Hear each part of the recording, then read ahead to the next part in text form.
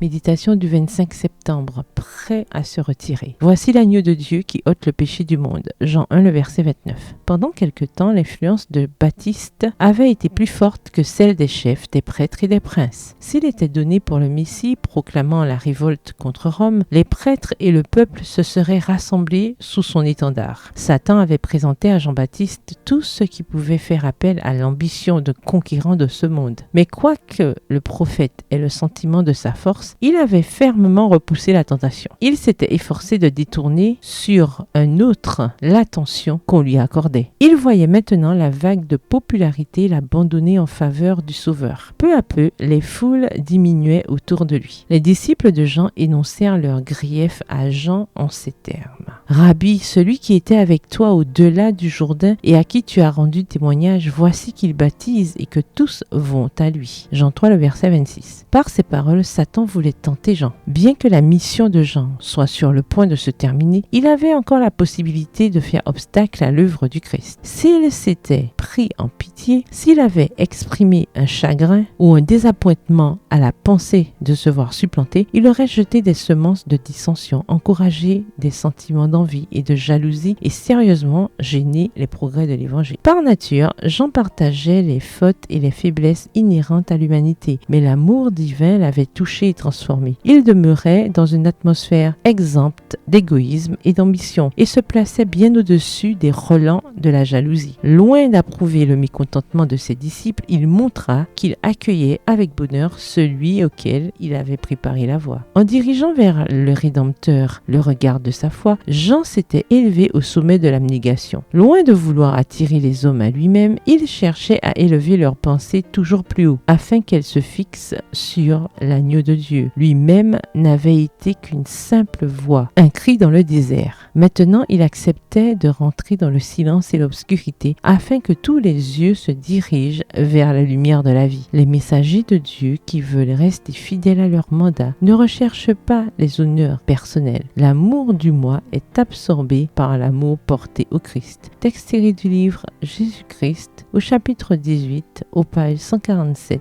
à 149. Bonne soirée, que l'Éternel vous bénisse.